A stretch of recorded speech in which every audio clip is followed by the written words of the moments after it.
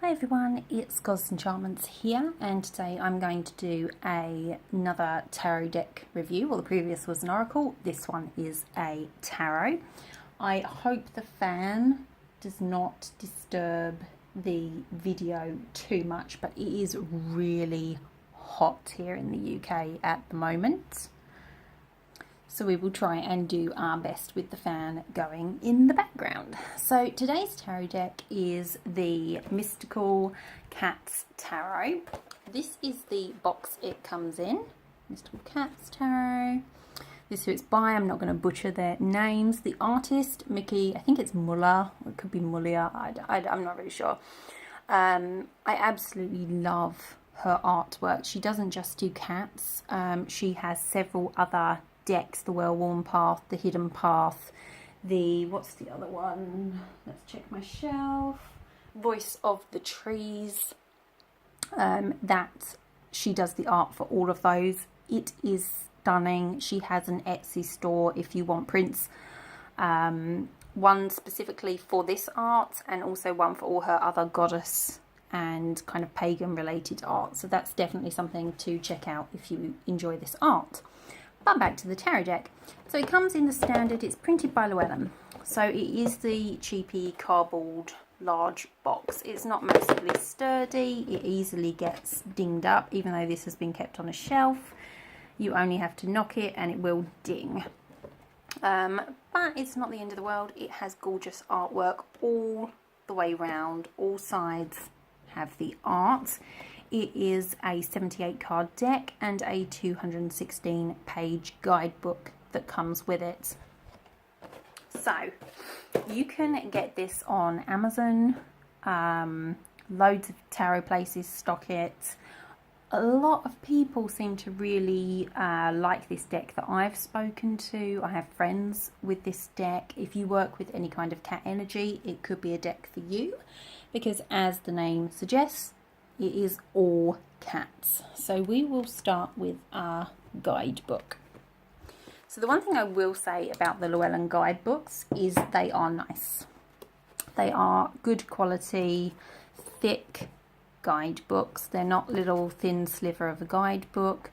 Let's have a look-see. Start from the beginning. It's got this. This is the back of the cards. And I just love that there's like a front focal page of that. Plus you've got the priestess card here about the authors. Title page. All the normal stuff that you get. It has a contents at the front. Acknowledgements. Introduction, which tells you a bit about the tarot, and then the structure of the deck. So you have got the major arcana, just with any other tarot deck, except obviously it's been changed up, but it is the same structure. So if you read tarot already, you're going to find sort of the same structure, the same sort of thing here, but obviously incorporating cats. So you've got a good list here of the major arcana, and then over here you can see that what would traditionally be the wands is the fire clan in this deck. What would traditionally be the cups is the sea clan, the swords, the sky clan, and the pentacles, the earth clan. So that's your minor arcana, and there's some information here on that. You've got some details about the court cards, and then you've got how to use your cards. So mixing the cards, reading the cards. It's pretty extensive, so if you are new to tarot and maybe you're a bit daunted by the traditional tarot, or maybe just like me, you don't really connect with sort of the Rider-Waite and that kind of tarot, this could be something that you might want to consider. About reversals, care, and the feeding of your deck. Of course, you can customize that to you. Not everyone does this the same. And then we go into the book. The book starts with the major arcana, and you have your card. Each card has a number on it. You have the description of sort of what you're seeing in the card, what's behind the imagery of this card, what it's meaning, the advice, the cat advice for this card, as well as if the card is reversed. So you can read reversals with this deck, or maybe you're someone that doesn't use reversals. Either way, you have it there as an option.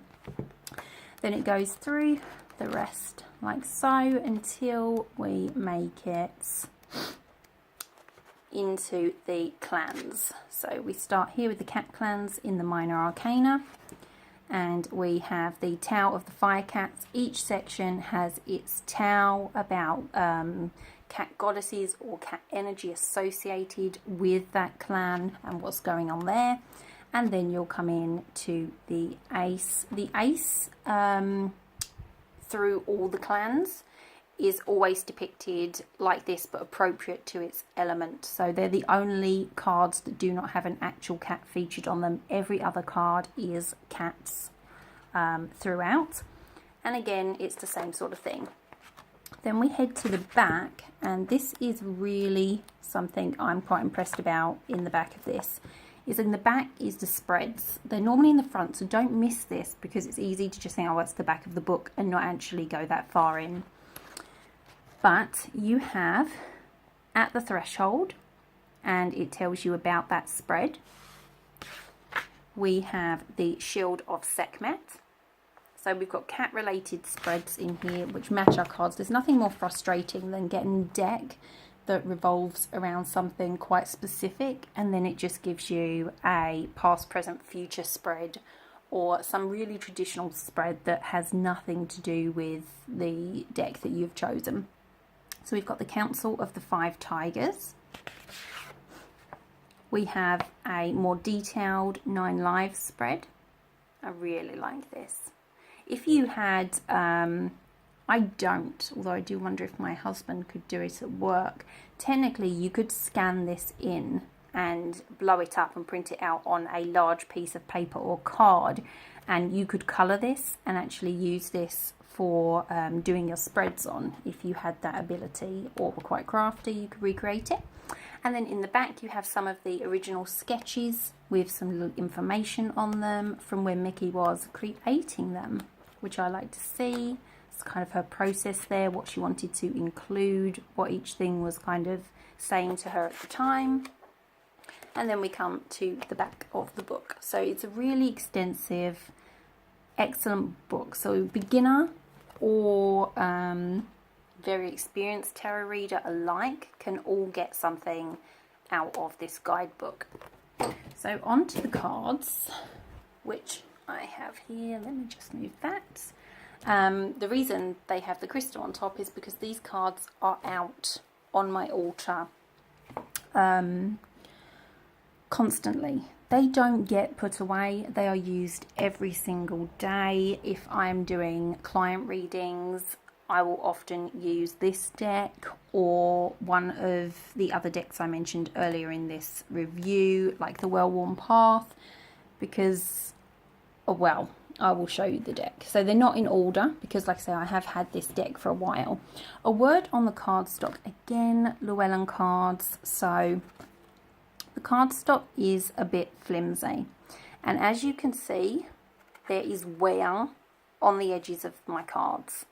Now, I don't mind that because for me, it's all part of the magic and the energy and the intention that goes into my readings and into my cards. It's just adding more and more of my energy, and it just shows I've been handling them, working with them, because if you want to work with tarot, you need to be connecting to your cards. You can't just keep them in a drawer and get them out once a month and think, oh, I'll do a reading, and then wonder why it is not spot on and it's not giving you in-depth readings. You're not necessarily connecting or getting the messages that you were expecting. So you really do need to connect. But I do know there are some tarot perfectionists out there that really would become quite annoyed by that. So I kind of get on with it and think, well, it's wear and tear. But again, I'm not going to lie to you. I have considered tracking down a second deck and buying myself another copy to keep in the box so that it is just in case these kind of really wear over time, because like I say, I have never not used these, and I've had these a few years now. So I don't know, I feel if you buy a tarot deck and you invest into them, you should not have to buy a second copy of that deck unless another edition comes out and you're a collector and you want the other edition. I'm personally not even too bothered when other editions of decks come out, but there's only this edition of this deck, so you should not have to purchase a second deck because this deck will fall apart. So that is the only downside, but please don't let it put you off. These shuffle brilliantly because they are thinner cardstock, and they fit in the hand great. The deck, let me see, have I got an oracle card to hand? Let me grab an oracle card. Okay, right, here's some examples. This is the Isis Oracle, which again I can do a review for if you want. So compared to an oracle card, obviously it is a lot smaller because oracle cards are usually very big. This is Adoring Virtue oracle card. I only use these as altar pictures really because I don't connect them at all. That's smaller. The Isis ones are quite huge. So compared to an oracle card, these are easier to shuffle and work with size wise, but they're about standard for, especially for Llewellyn decks anyway. So let's have a little look. Now, if you are an intuitive reader like myself, these cards are going to be a dream. I mean, I love cats. My matron goddess is a cat goddess. I connect with cats very deeply. I've done a lot of cat rescue work in the past when my health was better. So, you know, cats and me is like, I love cats. But the artwork on here has such depth to it. Intuitively, you can read these without ever touching that book, and you will be able to grasp what energies are coming from this card and what you need to know. So if you're an intuitive reader, I really like this book. So we've got the Six of Sea here. I mean, look at that. Just gorgeous. Seven of Earth. 10 of Sky. 3 of Earth. Look at the beetle. Oh, I love this. 4 of Earth. Look, I've got all my stuff back here. Love it. Earth King. 9 of Earth.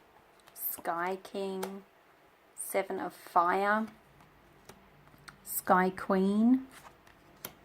The Hermit. How gorgeous is that card? Oh, the Priest. I love this. There's Bast in the back. He's there in all his majesty. How fabulous. Incense burning in the back. 8 of Sea. Stars. 2 of Sky. 5 of Earth. There he is on the outside looking in, wishing he was in there. 8 of Sky. Look at that. Fear has taken over, fighting against these, which is making it much harder to get out than if just calm down, think about what you're doing, and then you can get yourself out of the situation. The more you struggle, the more of a struggle it becomes. There's just so much in these cards. I love them. Consequences. Ace of Sea. Now, if you don't want to see any more, because I understand some people really like a surprise with decks, then you will want to fast forward a little bit. But quite a few people have asked me to do this deck and said, can I show all the cards? So I will show all the cards, but you can fast forward a bit to the end if you don't want to see them all and you want a surprise. So we've got Earth Queen, Sea Tom, look how happy he is. The Emperor, 3 of Sky, the Lovers, the Floating Cat, the World, the Sun, Fire King, Fire Queen, These are the ace cards that I was telling you about. They're the only ones without a cat. They all have a cat paw and then relating imagery in the background. 3 of fire. I love the demon cat. Look at that. Grace. Sky kitten. The wheel. The moon. 7 of sea. Those illusions up there. Death. This is just a beautiful card. Absolutely. I think that's one of the most beautiful death cards that I've come across. Definitely one of my favourites. Look at the sea kitten. The cat. 6 of fire. The chariot. Love that. So as you can see, the imagery is just stunning. I mean, look at that. I think I'm actually missing one card from here because there's a card on my altar, which is magic. So there you are. You will have a surprise if you have watched this all the way through, the magic card, because that is all the way over on one of my altars. Look at the earth kitten. The tower. It's another ace. Look at that. Gorgeous. 9 of sky. Ace of sky. Strength.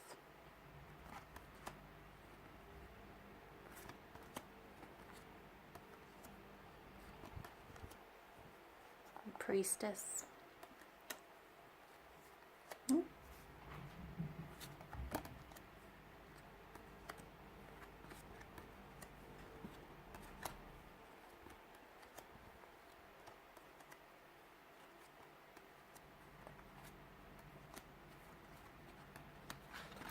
So as you can see, absolutely, in my opinion anyway, beautiful cards. They read absolutely beautifully. They shuffle beautifully. Again, you're going to have to be connected to cats really to even want to buy this deck. So if you're looking at this deck, you already have a connection to cats. And if you have a connection to cats, this deck is amazing. I have tried several of the other cat decks available, and I just don't connect with them. This is my absolute go-to deck. So beginner, experienced, the book has a lot to offer. They can be intuitively read. The absolute, like the artwork, the imagery is absolutely stunning, as you can see. Cardstock, a bit disappointing, but they're a reasonably priced deck as well, so you really have to weigh it up. I think it's well worth it. If they were even worse, these are not the worst cardstock I've ever experienced. If they were the worst, I would still have this deck and be working with it. I am considering getting a second copy of the deck, just really for longevity, but you know, and especially if you're not doing as much reading as I am. I mean, these have been read with a lot. They're probably not going to wear as quickly. Well, I say quickly, I've had them a few years, so they're not falling apart or anything. Let's not get dramatic about it. But yeah, so I absolutely love this deck. If you love the art, you can get it in prints and all sorts of other things. She does like candle holders with it on and all sorts. So again, if you really connect to a card, or you want to create an altar around this deck, or a reading space around this deck, if it becomes your deck, then there are things you can get to support that or to work with a card more. And that is the mystical the mystical carrots. I made it all the way through without a word jumble, and then we got to the mystical carrots. So, carrots aside, that is the Tales of the Mystical Cats Tarot. And I hope you've enjoyed this video and found it helpful. I will be back with another one soon. Blessed be.